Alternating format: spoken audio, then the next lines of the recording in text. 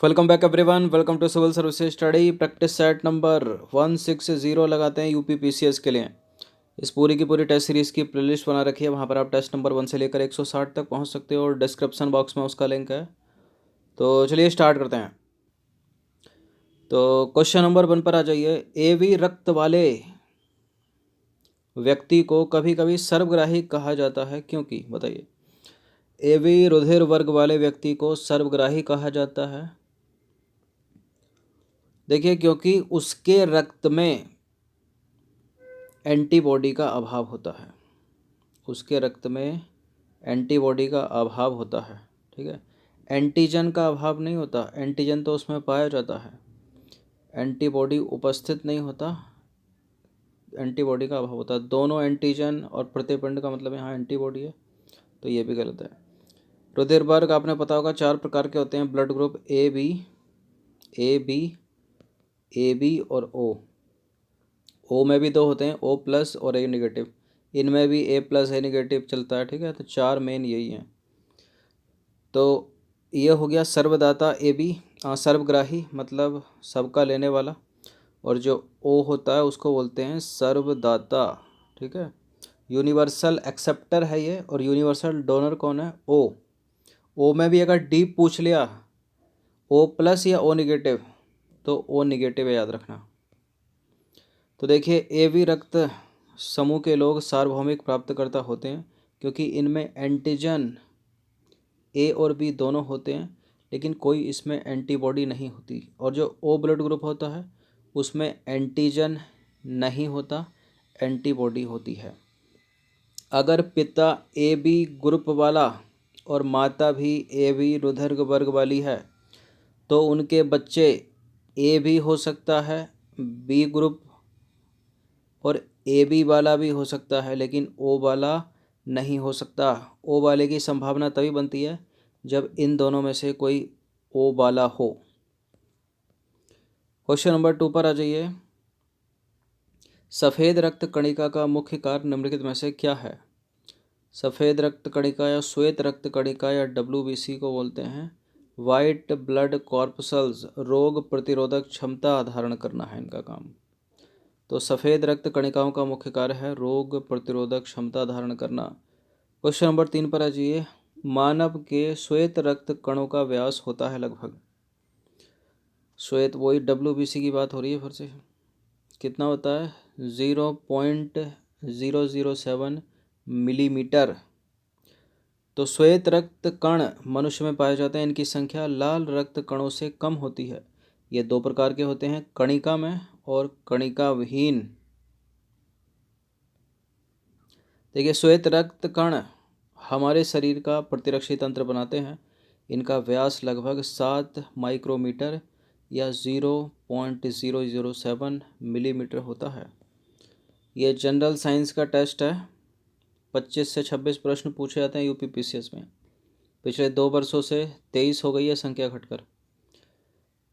देखिए, हृदय को रक्त का संभरण करने वाली धमनियाँ हृदय धमनियाँ कहलाती हैं, और स्तनधारियों का जो हृदय है वो 4 चैम्बर्ड हार्ट होता है, मतलब 4 कोष्ठक होते हैं, उसमें 2 अलिंद और 2 निलय। बिल्कुल, ये करेक्ट है दोनों के दोनों। और पक्षी का, उसका भी 4 है। मछली का कितना है? 2 है। रेप्टाइल्स का कितना है? 3 है। तो ये सब याद रखना। तो देखिए, उपरोक्त दोनों के दोनों स्टेटमेंट यहाँ पर करेक्ट हो गए। हृदय को रक्त का संभरण करने वाली धमनियाँ हृदय धमनियाँ यानी कोरोनरी आर्टरीज कहलाती हैं, जो कि शुद्ध रुधिर को स्वयं हृदय की दीवार तक पहुँचाने का कार्य करती हैं। इस थनियों का हृदय 4 कोष्ठकों में बटा होता है, जिसमें 2 अलिंद होते हैं और 2 निलय। फुफ्फुस धमनियाँ हृदय से फेफड़ों तक रक्त पहुँचाती हैं, याद रखना। फुफ्फुस मतलब जो फेफड़ों की धमनियाँ होती हैं, वो जो ब्लड है उसको हृदय से फेफड़ों तक पहुंचाती हैं। जब रक्त में ऑक्सीजन की सांद्रता में कमी आती है तो सांस की गति कम हो जाती है, बढ़ जाती है, परिवर्तित नहीं होती। पहले घटती है फिर बढ़ती है। क्या होता है? देखिए, जब ब्लड में ऑक्सीजन कम हो जाएगा तो हम जल्दी जल्दी सांस लेंगे, ठीक है, तेज़ तेज़ सांस लेंगे। तो शरीर उस तरह से हैबिचुअल हो जाएगा कि उसको लगा कि तेज़ तेज़ सांस लेने से है ऑक्सीजन जल्दी आएगी अंदर, ठीक है, तो बढ़ जाएगी। तो रक्त में ऑक्सीजन की सांद्रता में कमी आने पर श्वास की गति क्रमशः बढ़ती जाती है, बढ़ोतरी हो जाती है उसमें। नंबर 6 है, मानव शरीर में ऑक्सीजन का अभिगमन होता है, कहाँ से शुरू होता है बताइए। अभिगमन का सही अनुक्रम पहचानना है नीचे के दिए गए कोड की सहायता से। तो सबसे पहले तो फेफड़ों के द्वारा ही सांस ली जाएगी, ठीक है। फेफड़ों की जो धमनियाँ ब्लड से जुड़ी रहती हैं, तो उसके बाद रक्त में पहुंचेगा, फिर एक बार ब्लड में आ गया तो सारे ऊतकों में पहुंच जाता है शरीर के। तो 2, 1, 3 इसका आंसर हो जाना चाहिए, सी हो जाना चाहिए इसका आंसर। तो देखिए, मानव शरीर में ऑक्सीजन जो है अंतः श्वास द्वारा फेफड़ों तक पहुंचता है या पहुंचती है। फेफड़ों को ही वायु कोष्ठक, फेफड़ों में ही वायु कोष्ठक पाए जाते हैं। ये वायु कोष्ठक रुधिर कोशिकाओं द्वारा घिरे रहते हैं। इन कोशिकाओं में ऑक्सीजन वायु कोष्ठक से प्रवेश कर जाती है तथा कार्बन डाइऑक्साइड विपरीत दिशा में गति कर जाती है।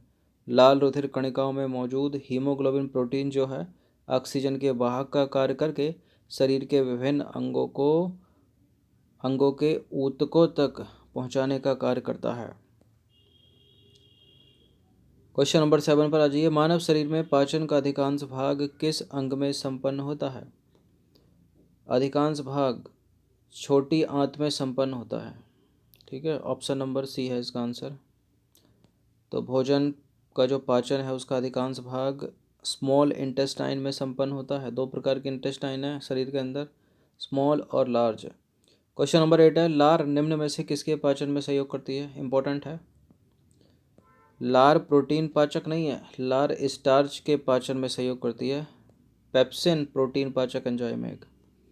तो लार के पाचन कार्यों में शामिल हैं भोजन को गीला करना, भोजन की लुगदी बनाना ताकि उसे आसानी से निगला जा सके। लार में एंजाइम एमाइलेज होता है जो स्टार्च को शर्करा में तोड़ता है। आप जैसे ही भोजन को मुंह में डालते हो उसका पाचन वहीं से शुरू हो जाता है, ठीक है। लार मिलती है सबसे, सलाइवा जो है आपके इधर उधर पाई जाती है जीभ में, उसमें जो है मिल जाती है, फिर उसको लिक्विड टाइप में लुगदी बनती है ताकि निगलने में आसानी हो। क्वेश्चन नंबर 9 पर आ जाइए। मानव शरीर में खून की शुद्धिकरण की प्रक्रिया निम्नलिखित में से क्या कहते हैं? मानव शरीर में ब्लड प्यूरिफिकेशन की प्रक्रिया क्या कहलाती है? डायलिसिस। ऑप्शन नंबर ए है इसका आंसर। तो मानव के शरीर में खून की शुद्धिकरण की प्रक्रिया डायलिसिस कहलाती है। मानव शरीर में संपूर्ण रुधिर वृक्क के माध्यम से शुद्ध होता है। यह रुधिर से फॉस्फेट, नाइट्रोजन उर्वरक, यूरिया, यूरिक एसिड को पृथक करता है और रक्त के पराशरण दाब एवं उसकी मात्रा का नियमन करता है। सुबह सुबह की जो लार होती है मुख की, बड़ी ही लाभदायक है, ठीक है। तो इसलिए कहते हैं कि उठते ही सुबह को जो है थूकना नहीं चाहिए, कुल्ला बाद में करो, पहले उस पानी को पी लो, क्योंकि पेट में बनता है अम्ल और मुंह में बनता है क्षार। मतलब जो लार होता है वो आपका क्षारीय माध्यम में रहती है, ठीक है। तो अम्ल जब क्षार से मिलता है तो वो न्यूट्रल हो जाता है अंदर जाके। तो उठते के साथ ही पानी पीने की आदत डालिए, उसके बाद थूकना या कुल्ला करना जो भी। क्वेश्चन नंबर 10 पर आ जाइए। निम्नलिखित में से यूरिया किसके द्वारा रक्त से पृथक किया जाता है? यूरिया रक्त से पृथक किया जाता है किडनी के द्वारा, यानी वृक्क के द्वारा, यानी गुर्दे के द्वारा, डी। तो यूरिया अति सूक्ष्म निस्यंदन यानी अल्ट्रा फिल्ट्रेशन क्रिया द्वारा रुधिर से गुर्दे द्वारा अलग कर दिया जाता है, क्योंकि यूरिया एक उत्सर्जी पदार्थ है जिसका शरीर से बाहर निकलना अति आवश्यक होता है। इसलिए यूरिन को कभी नहीं रोकना चाहिए, आ रहा है तो कर दो जाकर। और बाघ भट्ट ने भी कहा है, कुछ बेग हैं जिनको कभी ना रोकें, मल, मूत्र, भूख, प्यास, छींक, जम्भाई और डकार, ठीक है। क्वेश्चन नंबर 11 पर आ जाइए। निम्नलिखित में से कौन मानव हृदय का सामान्य कार्य नहीं है? मानव हृदय का सामान्य कार्य पहले देख लेते हैं कौन कौन सा है। रक्त में जल की मात्रा का नियंत्रण करना, रक्त में शर्करा की मात्रा का नियंत्रण करना, ये नहीं है, इंसुलिन करता है। यूरिया को छानकर बाहर निकालना, कई हार्मोन्स का स्रावण करना। तो 20 का आंसर हो जाएगा। देखिए, अग्नाशय इंसुलिन नामक हार्मोन्स उत्पन्न करता है जो रक्त में शर्करा की मात्रा को नियंत्रित करने में मदद करता है। अन्य तीनों मानव गुर्दे यानी किडनी के सामान्य कार्य हैं। तो गुर्दा लिखा आ सकता है, ब्रक लिखा आ सकता है, एक ही बात है, या किडनी भी लिखा जा सकता है। क्वेश्चन नंबर 12 है, 2 स्टेटमेंट के साथ बताइए कौन सा स्टेटमेंट करेक्ट है। एंजाइम प्रोटीन होते हैं, कई बार बताया ये। एंजाइम बायो उत्प्रेरक के रूप में जैव रासायनिक क्रियाओं को उत्प्रेरित या उनकी गति को बढ़ाने का कार्य करते हैं। बिल्कुल, ये दोनों के दोनों स्टेटमेंट करेक्ट हो जाते हैं और इसका आंसर हो जाएगा option number C. Question number 13 पर आ जाइए। मानव गुर्दे में बनने वाली जो पथरी होती है, जो किडनी स्टोन होती है, क्या होती है वो? किसकी बनी होती है वो बनी होती है कैल्शियम ऑक्जेलेट के क्रिस्टल होते हैं वो। तो मानव गुर्दे में बनने वाली जो पथरी है प्रायः कैल्शियम ऑक्जेलेट की बनी होती है। आज तक कोई एग्ज़ाम ऐसा नहीं होगा जिसमें ये प्रश्न पूछा ना गया हो। क्वेश्चन नंबर 14 पर आ जाइए। मानव तंत्र में निम्नलिखित में से कौन सा एक पाचक एंजाइम नहीं है? ट्रिप्सिन एक प्रोटीन पाचक एंजाइम है। टाइलिन स्टार्च का पाचन करता है। सॉरी, त्रुटि हो गई थोड़ी। जो पेप्सिन है वो एक प्रोटीन पाचक एंजाइम है। जो टाइलिन है वो स्टार्च का पाचन करता है। ट्रिप्सिन भी एक एंजाइम है लेकिन गैस्ट्रिन नहीं है यहाँ पर। तो ट्रिप्सिन हो गया, टाइलिन हो गया और पेप्सिन हो गया, पाचक एंजाइम है जिनका स्राव क्रमशः जो है ट्रिप्सिन का होता है अग्नाशय से, टाइलिन लार से निकलती है और पेप्सिन निकलता है आमाशय से। फिर से सुन लीजिए, ट्रिप्सिन निकलता है अग्नाशय से, टाइलिन निकलता है लार ग्रंथियों से और पेप्सिन निकलता है आमाशय। तो अंग्रेजी में देखें तो अग्नाशय को पेनक्रियास बोलते हैं और आमाशय को बोलते हैं स्टोमक, याद रखना। ठीक है, अब बात होती है गैस्ट्रिन की। तो गैस्ट्रिन पाचक एंजाइम नहीं है।